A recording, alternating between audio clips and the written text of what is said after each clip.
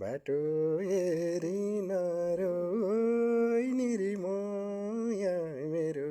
चिठी पुग्ने बेला भो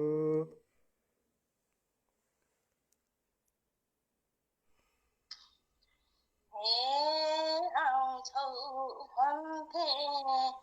सधैँ दिन गनेर सधैँ दिन गनेर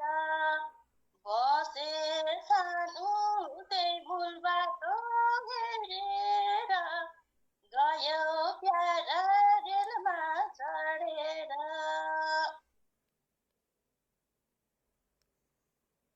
भयो संसार अँधेर मुर्छा परे चिठी पढेर